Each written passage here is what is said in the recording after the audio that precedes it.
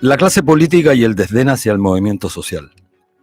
Las imprudentes palabras de la presidenta del Partido Socialista en un programa de televisión abierta contra el movimiento social que ha encabezado la lucha contra las AFP no es casual, no es un desliz, tampoco es exclusivo de este partido. Hace ya bastante tiempo, a lo menos desde el año 90 en adelante, que los partidos llamados en el pasado representantes de la clase obrera o del mundo del trabajo comenzaron una profunda involución hacia posiciones neoliberales. Una de las causas que precipitó la renegación de la izquierda hacia el mundo del trabajo fue la caída en 1991 de la Unión de Repúblicas Socialistas Soviéticas, de la cual algunos partidos políticos habían consagrado como su alma mater. Dicha caída arrastró tras de sí el derrumbamiento de una creencia, muchas veces sustentada en los dogmas de fe, más que en las convicciones dialécticas de que el socialismo en un solo país sería capaz de derrotar al imperialismo de la época, guardián del sistema capitalista representado claramente por los Estados Unidos. Y aunque algunos se mostraban críticos durante la época conocida como Guerra Fría contra los métodos estalinistas, al final, todos, cuan más, cuan menos, eran encandilados por la órbita soviética.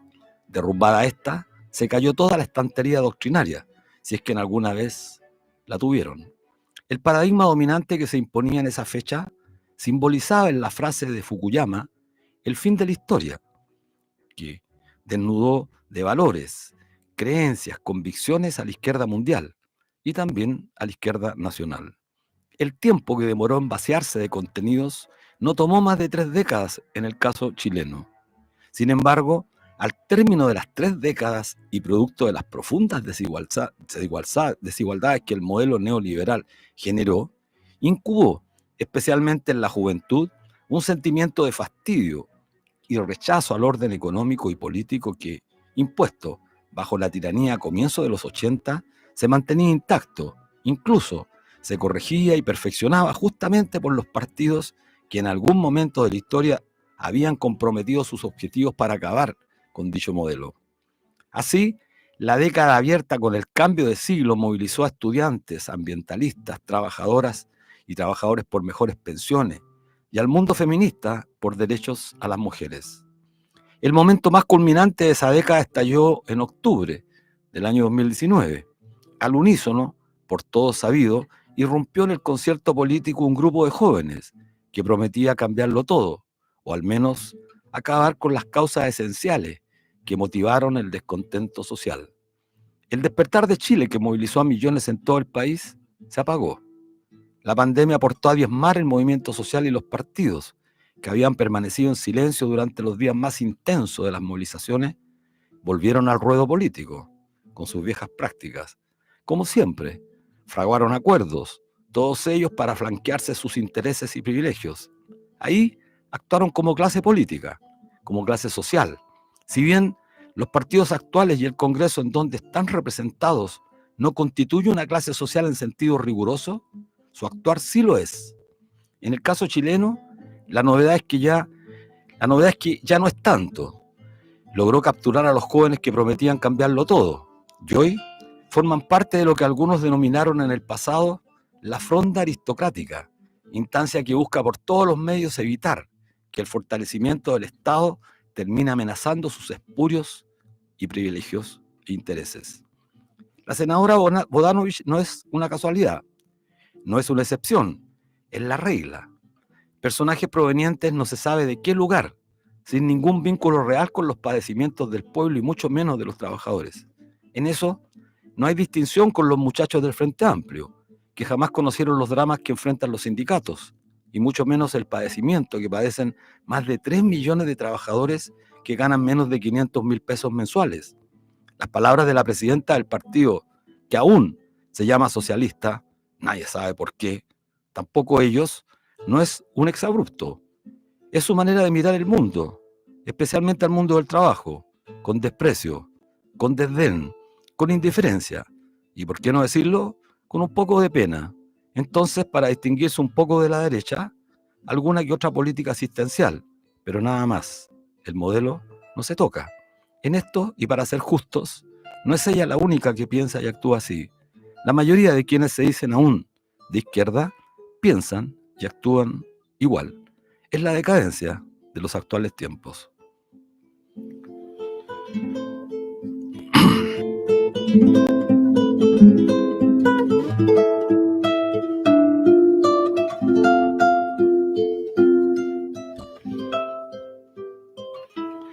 Hola amigos, amigas, ¿cómo están? Bienvenidos y bienvenidas una vez más a un nuevo capítulo de Debate Social.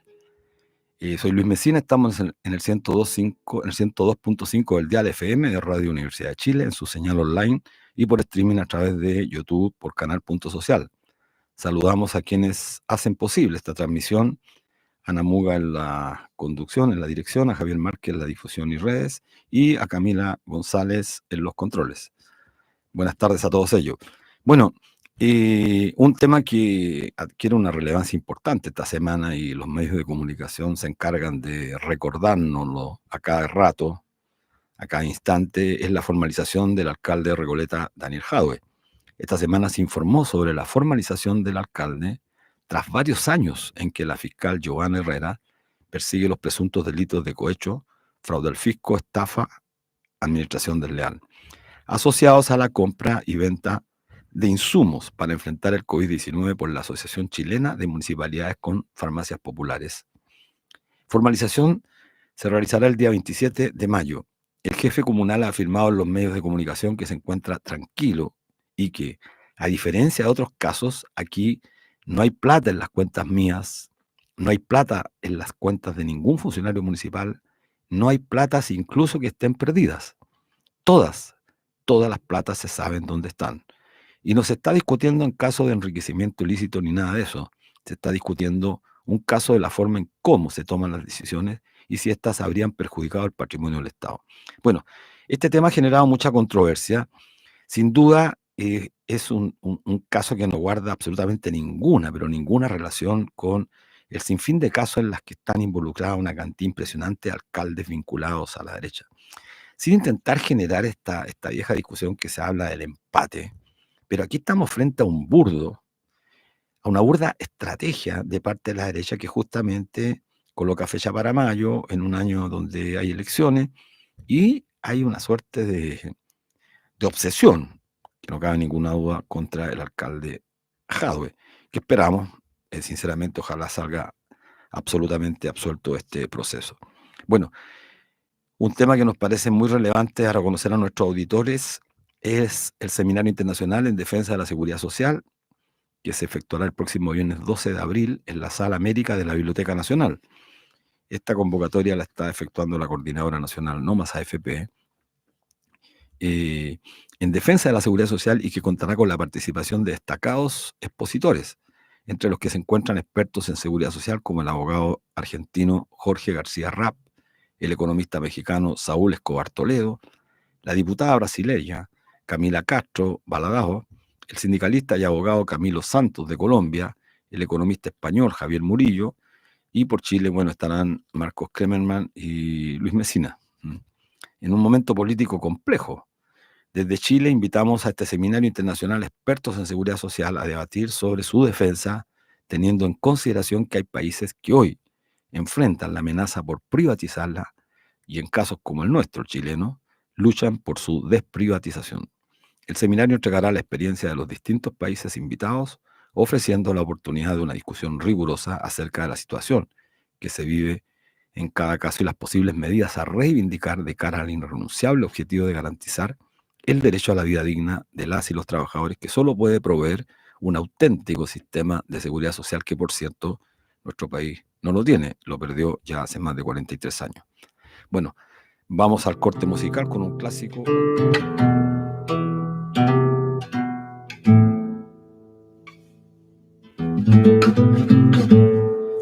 Volvemos a Debate Social. Estamos en el 102.5 del dial FM de Radio Universidad de Chile, en su señal online, por streaming a través de YouTube, en Canal Punto Social, como los días viernes. Bueno, hoy estamos con Claudio Cast, economista e investigador del Consejo Nacional de Investigaciones Científicas y Técnicas, CONICET, académico de la Universidad de Buenos Aires, miembro del colectivo Economistas de Izquierda y activista de los derechos humanos. Entre sus últimos libros están Bajo el Imperio del Capital, del 2011, La economía marxista, economía marxista. Hoy, 6 debates teóricos y las disyuntivas de la izquierda en América Latina. Además, Claudio es un activo columnista entregando su visión permanente respecto a los distintos temas de interés que se van generando en el acontecer social y político. Un gusto tenerte en nuestro programa, querido Claudio. ¿Cómo estás? El gusto es mío, realmente un placer estar aquí y con ganas de hablar de lo que Así tengan ganas.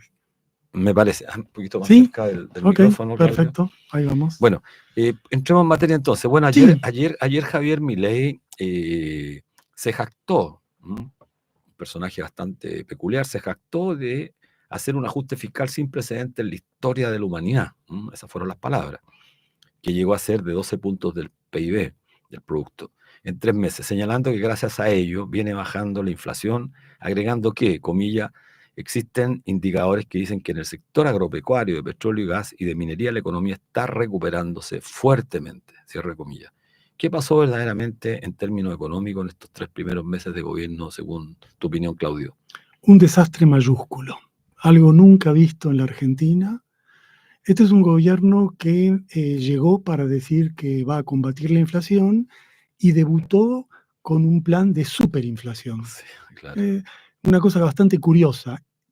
Dijo que el número de inflación potencial era enorme y que ellos iban a evitar ese número imaginario que él supuso con un plan antiinflacionario. Entonces liberó todos los precios, estamos con un nivel de 2 dígitos mensuales y en 3 meses produjo un empobrecimiento de nuestro pueblo como no se veía desde hace décadas. Es una agresión al empleo público, al salario mayúsculo en el país y con un nivel de sadismo poco visto, Sí, ¿no? eso es. Es decir, él sale todos los días a proclamar como un gran éxito cuántos desempleados nuevos hay, cuánta gente del sector público quedó en la calle, se enorgullece y naturaliza la miseria, naturaliza la pobreza con el supuesto que en algún momento eso se va a modificar. Es un plan de agresión social y es un plan de agresión cultural. Todos los días Milei anuncia el cierre de alguna entidad cinematográfica, está destruyendo el CONICET, en el cual yo me desempeño. Prácticamente no hay ningún instituto del sector público dedicado a la vida cultural que él piense mantener en pie, y es una batalla de todos los días, es una batalla para instalar una ideología reaccionaria en la Argentina. Sí, mira, hace poco te escuché señalaste en una columna que lo que busca Milei es consolidar un modelo neoliberal a semejanza del que tenemos acá en Chile, y que para lograrlo tiene una cuestión fundamental que lograr: doblegar a los sindicatos. Esta pregunta la quiero vincular a otro tema que también te escuché y que yo lo comparto plenamente. Yo también provengo del mundo sindical. ¿Cómo le ha ido en ese objetivo en Argentina? Porque una cosa que dijiste que yo la comparto, que el sindicalismo argentino quizás hoy debe ser el único sindicalismo que a nivel planetario todavía mantiene aspectos que son fundamentales. Tiene una capacidad de convocatoria, tiene una actitud de lucha, de defensa de sus derechos, y mantiene derechos que prácticamente pocos trabajadores en el mundo tienen. ¿Cómo le ha ido ahí? ¿Y cuál es la perspectiva? Por ahora la moneda está en el aire. Él no ganó, nosotros tampoco. Estamos en plena batalla y todavía no está decidido quién triunfará. Lo que no cabe duda es que él tiene un plan tacherista, en el sentido de demoler a los principales sindicatos, como tú mencionas. La Argentina preserva un nivel de organización sindical muy extendido, muy fuerte y con gran presencia, y ya hicimos una marcha, un paro general muy, muy importante, y él busca destruir los sindicatos. En realidad es un plan en 3 planos: destruir y debilitar los sindicatos, demoler los movimientos sociales, que es otra singularidad de la Argentina. La masa de desocupados y trabajadores precarizados se ha organizado en lo que llamamos los movimientos sociales, cuya acción es cortar las calles, generar protestas donde se hace visible el drama de ellos.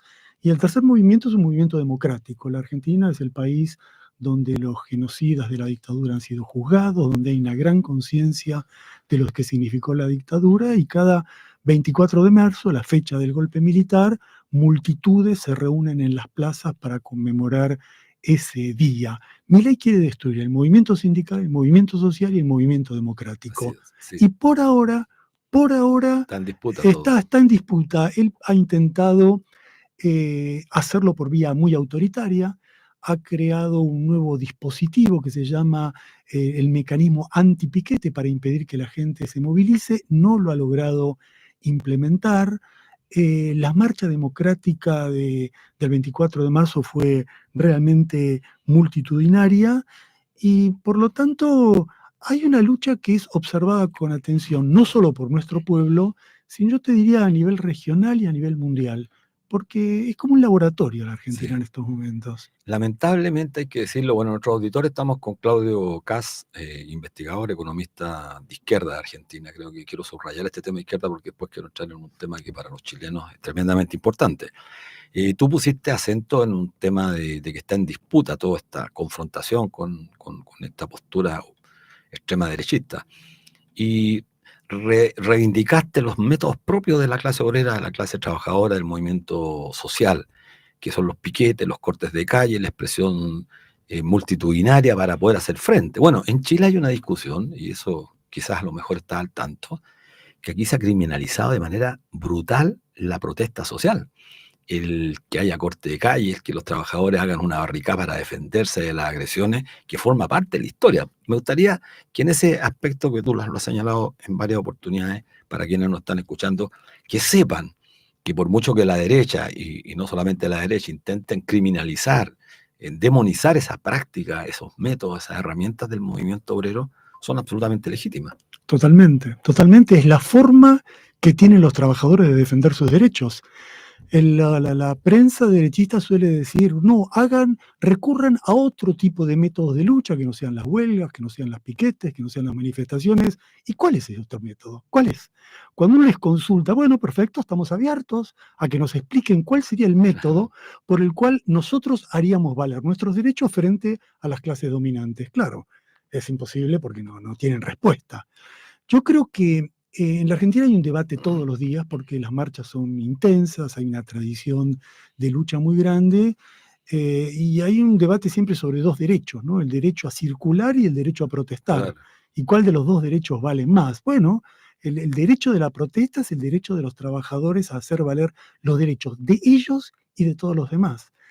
Y yo creo que lo nuestro es visto con atención porque quién gana en la Argentina va a definir bastante quién gana en la región. De nuevo, a nuestro país le ha tocado el lugar de ser definitorio de una situación más general. Sí. Por eso yo creo que Milei despierta simpatías entre los poderosos del mundo y antipatías entre los oprimidos del Así es. mundo. Y esto es muy bueno puntualizarlo, subrayarlo, porque esta derecha que se presenta como democrática en toda la región, en un comienzo toma distancia a estos gobiernos como Milei, lo hizo también con Bolsonaro, pero una vez que están en el poder y que empiezan a aplicar de manera radical los métodos para destruir al movimiento sindical y sus derechos, ahí toman partido. La derecha chilena, yo creo que está totalmente de acuerdo con lo que está haciendo Milei, porque es también una esperanza que tienen ellos para poder replicar acá. Mira, tú dijiste algunas cosas que me parecen muy importantes, que Milei llega a la presidencia porque captó el enojo de la población, pero que no cuenta con la base que tiene Trump, por ejemplo, en el Partido Republicano, ni Bolsonaro en Brasil. Este no es un tema menor porque quiero introducirlo para el debate que me interesa mucho contigo, Claudio, que es explicar las razones, las causas por qué llegan estos sectores vinculados a la extrema derecha al poder con votaciones tan significativas. El caso de Bolsonaro, bueno, Trump lo vemos en Estados Unidos, está en disputa, pero parece que está creciendo su adhesión con la ciudadanía y probablemente lo vamos a tener de presidente a final de año. En Chile también la extrema derecha ha ido ganando cada vez más presencia. ¿Cuál es, a juicio tuyo, la razón fundamental? Porque hay irresponsables también. Yo diría dos causas, ¿no? Una causa es que la ultraderecha está canalizando el descontento generado por este modelo neoliberal que empobrece, genera desigualdad, produce irritación permanente, y ellos lo han canalizado con un discurso para culpar a los más desamparados de los dramas del resto de los desamparados. Y en cada país, en cada región, hay un sector más vulnerable. Entonces, en Europa, ¿quiénes son los culpables del drama social? Los inmigrantes. En Estados Unidos, los latinos. En América Latina, los delincuentes. En cada lugar Claro. se busca un sector y la base social de esa derecha es confrontar sectores populares con otros sectores populares. Esta es una razón general. Milei es parte de esa oleada mundial, con algunas singularidades de él y de la región. En este caso tenemos, yo diría, una ultraderecha bastante especial en América Latina, porque no es la ultraderecha clásica nacionalista y desarrollista, es totalmente pro-norteamericana, totalmente pro-imperial, Claro. totalmente neoliberal, y con una estrategia, como dices tú, autoritaria. Yo diría que el golpe de Perú, el golpe de donde Boullarte es ahora la presidenta, marca un poco la tónica de la derecha regional. Boullarte, el uso directo de las Fuerzas Armadas en la represión contra el pueblo, y Bukele en el método de crear un sistema de demagogia punitivista a escala regional, ¿no? Bukele, Perú, Milei son como un eje referencial de la ultraderecha, y Trump está esperando, por supuesto, ganar las elecciones para construir un basamento de ultraderecha. Este es un tema. Yo creo que tú apuntas a un segundo. Tengo la intención, intuyo, a un segundo tipo de responsabilidades. ¿Por qué llegan estos gobiernos? Ok, esa es muy importante. Vamos a hacer una pequeña pausa y ahí vamos a entrar en materia que es tremendamente importante. Bueno, estamos de regreso conversando con Claudio Caz, economista, investigador argentino de izquierda, respecto de la situación argentina, pero también respecto a cuáles son las responsabilidades que le cabe a este mundo que acá en Chile se le llama progresista, al mundo de izquierda. Ya han ido cada vez buscando más eufemismos para calificar a la izquierda. ¿Qué responsabilidad tienen las organizaciones políticas? Yo diría no sindicales, bueno, digamos también las organizaciones sindicales respecto de los triunfos de Milei y Bolsonaro en el pasado y la posibilidad de una arremetida en muchos países de la región, Ecuador, lo que estamos viendo, de la extrema derecha, Claudio? Yo te diría que la responsabilidad de los gobiernos progresistas que antecedieron a Milei y a Bolsonaro es directa. El desengaño con ellos lleva a Milei. Claro. Y el desengaño con ellos lleva a Milei porque es un desengaño muy fuerte. Observemos lo que pasó con el gobierno de Fernández. No hubo una sola promesa que haya cumplido, ni una. Fue una frustración de un hombre que prometió mejoras sociales y la derecha le doblegó la mano desde el primer día y terminó suscribiendo un pacto con el Fondo Monetario Internacional que empujó a la población a un nivel de pobreza tremenda. La responsabilidad primero está en la gestión, pero hay una segunda responsabilidad, que no es haber luchado cuando se venía la llegada de Milei. Porque Milei hace 2, 3 años era un personaje desconocido en la Argentina, muy menor. Y cuando él empezó a ganar fuerza con ese discurso demagógico contra la casta, llegando a sectores populares que estaban muy descontentos con el sistema político, el progresismo no reaccionó, el progresismo se acobardó. El progresismo no levantó la voz. Y ahí le dejó pavimentado el camino, porque la población vio un hombre alocado, delirante, que dice barbaridades, pero que habla con audacia y convicción, y del otro lado un conjunto de personajes progresistas que vacilan, vacilan, vacilan y vacilan. Entonces, frente a frente a estos dos polos, bueno, una parte de la población dice, bueno, ante la nada que me ofrece el progresismo, bueno, intento esta novedad tan exótica. Entonces, yo creo que sí, hay una responsabilidad muy directa en el caso de Fernández, también en el caso de Dilma, que precedió a Bolsonaro. Siempre hay un antecedente de este tipo. En el caso de Castillo, que llegó, Claro, que fue derrocado, pero un hombre que tampoco cumplió en un año de gestión la promesa que él había. Los compromisos de los programas. Claro. El compromiso de los programas, ¿no? Ojo, igual yo te diría que no habría que generalizar a toda la región. Hay situaciones distintas. Me parece que la expectativa popular sigue presente en el caso de Petro, de Colombia. está muy presente en el caso de López Obrador en México. De alguna manera hay un empate de Lula con Bolsonaro. Allí todavía el proceso está caminando, el proceso está andando, pero la novedad es que los tiempos son muy cortos. Esta es la diferencia entre el ciclo progresista de ahora y el anterior. Ahora hay una derecha muy decidida que no le da tiempo de reflexión a los progresistas. O actúan o viene la derecha. Y ojo que la derecha, la de ahora, la de Milei y la de Netanyahu, no es el primer Bolsonaro o el primer Trump. Ahora es gente que aplica con la violencia discursiva, la transforma en hechos. Hecho, sí.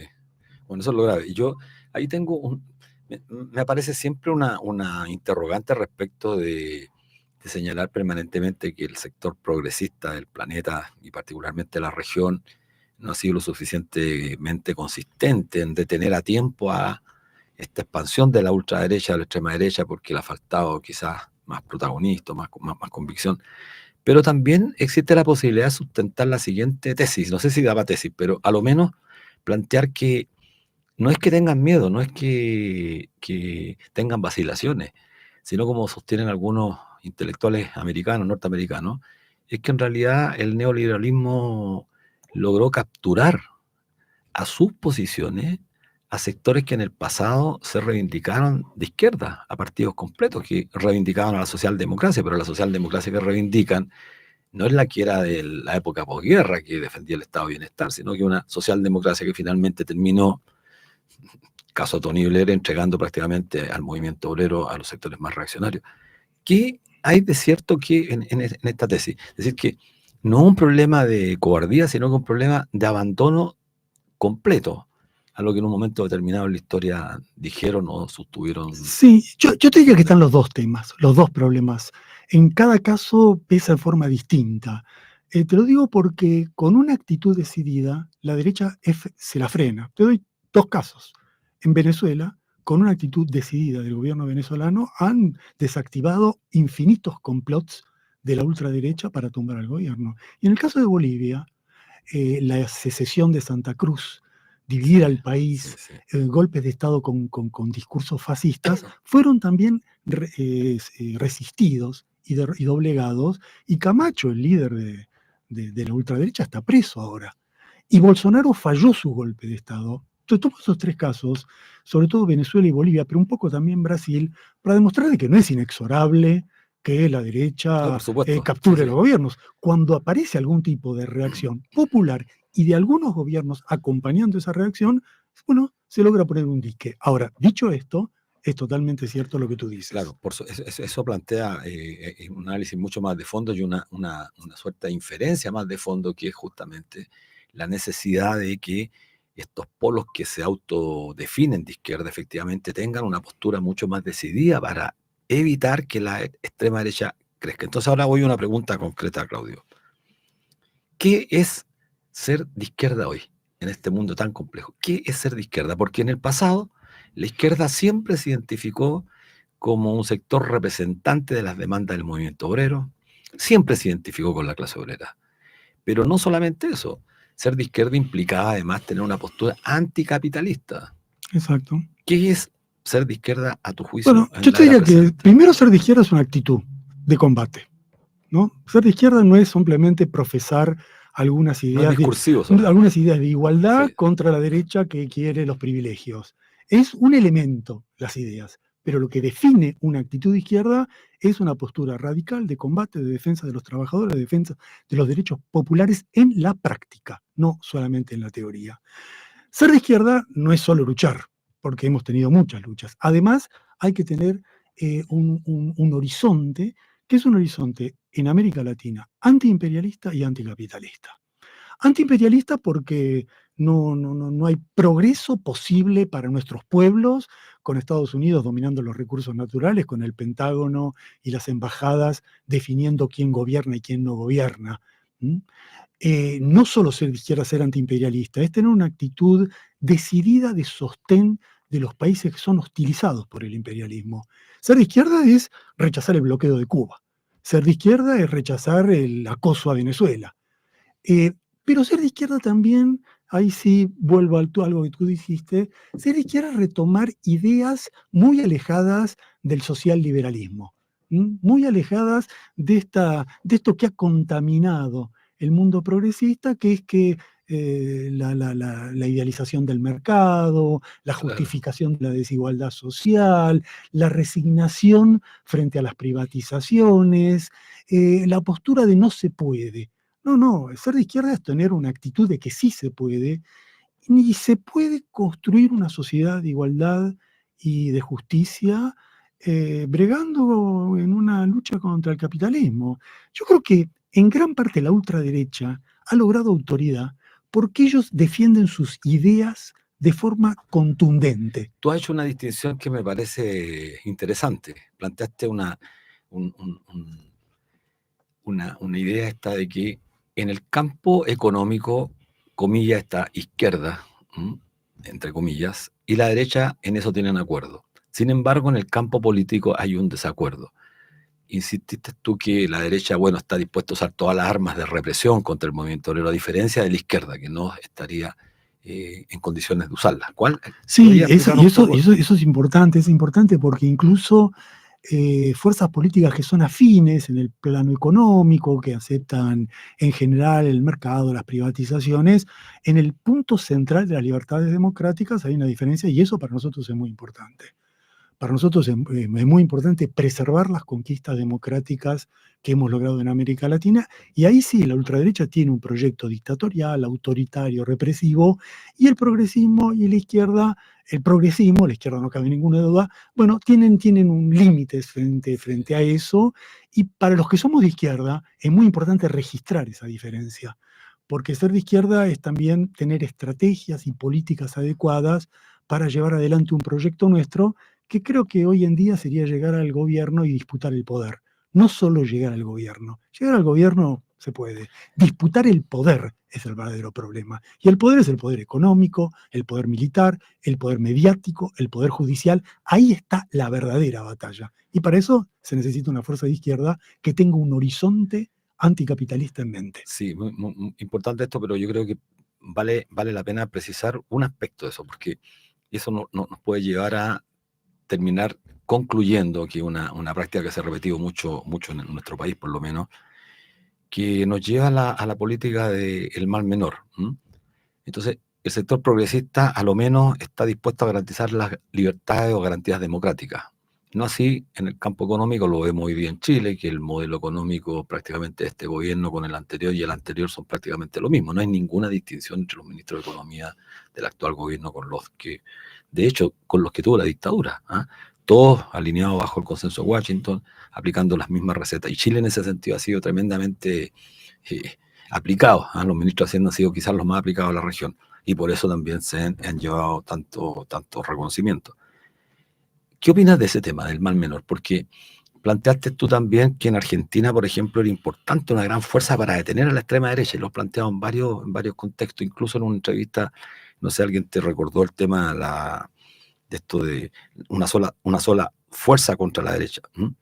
Y el caso Macron se recordaba, porque en Francia, por ejemplo, para parar a Le Pen, se llamó, bueno, todos juntos contra Le Pen, pero finalmente Macron terminó aplicando las medidas, incluso no solamente en el campo económico, sino que además también medidas antidemocráticas, reprimiendo fuertemente al pueblo. Sí, básicamente siempre tenemos que tener cuidado con nuestros aliados, pero también tenemos que saber quién es el enemigo principal. Ahí está la astucia, la geopolítica, la estrategia política que tiene que tener la izquierda.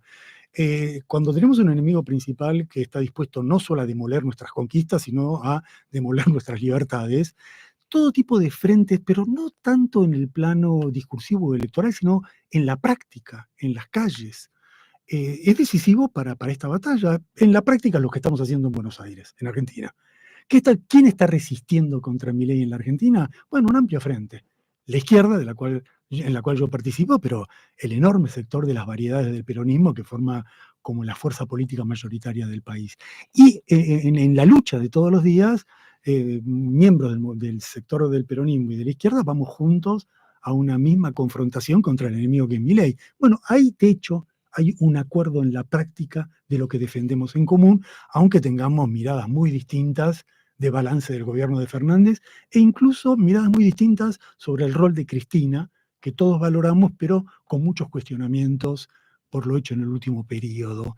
Entonces, está esta combinación. Juntos golpear, actuar contra el enemigo principal, pero no confundirnos. No confundir. Caminar No, separados, sí. exacto.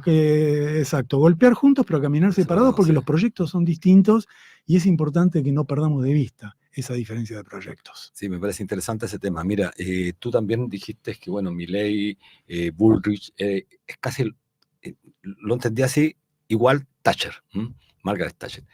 No podemos dejar de olvidar lo que fue toda esta ofensiva Reagan-Thatcher, a comienzos de los 90 prácticamente, 80, perdón. Y para nosotros los chilenos tiene una relevancia importante esto que recordar a Thatcher en una conferencia, creo, en un foro que estuviste. Porque cuando se aplican las recetas de Reagan y Thatcher, nosotros los chilenos ya habíamos sufrido un embate estructural muy fuerte. El año 79 en Chile se implementó un plan laboral que acabó con prácticamente todos los derechos sindicales, remitió al sindicato al campo de la empresa, eliminó la posibilidad de negociar por rama de actividad. Y al año siguiente, el 80, se instala una constitución política que aún está vigente, pero además en el año 80 se privatiza el sistema de cajas de seguridad social. Y tú sabes que, bueno, Chile es quizás el único país de la región que aún mantiene una masa monetaria gigantesca que está permanentemente inyectándose con parte de los salarios y que es lo que le permite a los grandes grupos económicos financiarse en el exterior, financiarse para el exterior. Esta transferencia de humanidad que hay, expresada en el salario, en el caso chileno ha llegado a representar cerca de un equivalente al 30% del producto que se exporta como capital hacia las inversiones extranjeras. Es decir, países emergentes, como nos llaman ahora, transferimos humanidad convertida en capital, en fuerza de trabajo acumulada. Ese tema me interesa que pudieras referirte un poco porque te he escuchado y bueno, está en el campo económico-político, pero es también... Sí, pero yo te diría que a lo que tú quizás, lo interesante del asunto es que Milei es Thatcher porque quiere doblegar al movimiento sindical. Milei es un poco Yeltsin, en el sentido de que quiere cambiar un sistema. No vino a otra política económica o otro modelo. Él quiere cambiar un sistema y cambiarlo en el terreno más regresivo posible.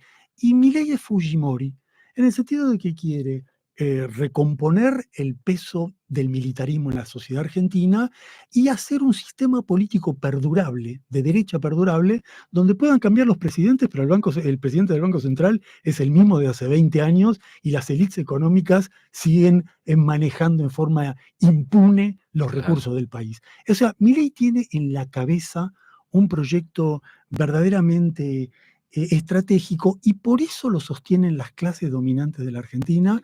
Yo te comentaba, incluso contra sus propios intereses inmediatos. Un industrial argentino sabe que si se abren las importaciones, él va a perder mercados, pero él prefiere perder mercados, pero destruir su sindicato. Él en su fábrica prefiere tener menos rentabilidad, pero no tener sindicatos. Entonces, ellos le perdonan a Milei todo.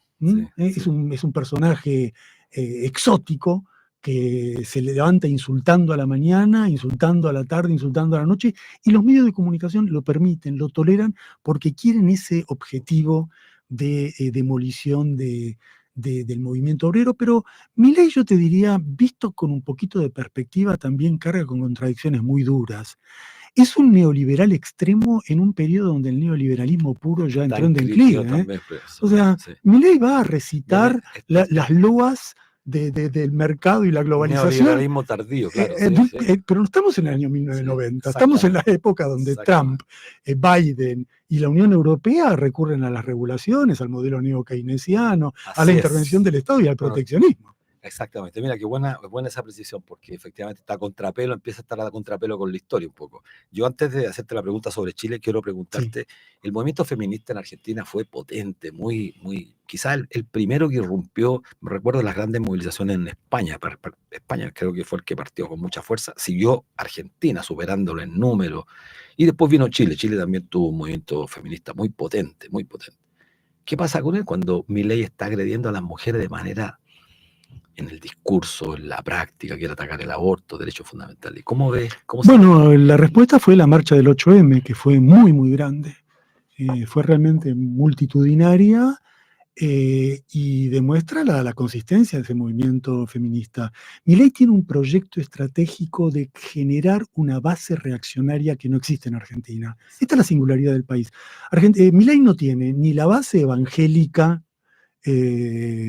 paramilitar que tiene Bolsonaro, sí. ni la base republicano antiestatista que tiene Trump en los estados de la América Profunda, y tampoco tiene la base ideológica de clase media de Chile conservadora, porque esa clase media conservadora tan consolidada acá, después de tantas décadas, en la Argentina ha tenido muchos vaivenes. La misma clase media es democrática y hostil a los militares a la mañana y conservadora a la noche. En la Argentina hay una gran oscilación de la clase media. Ese es determinante para los Sí, efectos de la lucha contra porque él quiere construir esa base. Claro. Y una parte, y lo complicado es que él quiere construir esa base, pero es difícil hacerlo con la base tradicional, digamos, católica. Oye, es difícil mientras estás golpeándolos. Mientras estás golpeando al sector popular. Claro. Mira, me queda muy poco tiempo, sí. Claudio, no puedo dejar de preguntarte tu visión desde la distancia, digo, pero tú has venido muchas veces a Chile, vienes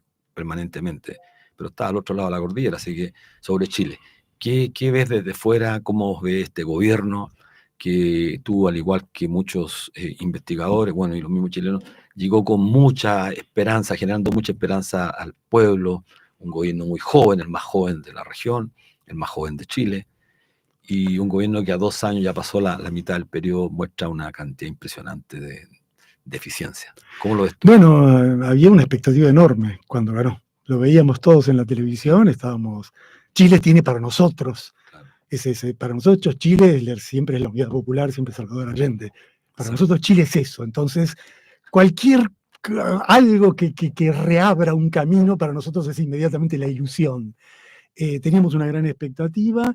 Teníamos una expectativa en una generación estudiantil de la cual provenía, que había mostrado una garra en el combate Totalmente. Muy grande. Entonces, ahí veíamos una renovación generacional que también nos daba mucho entusiasmo, pero bueno, el resultado está a la vista, ¿no? El resultado es desengaño, decepción, promesas incumplidas.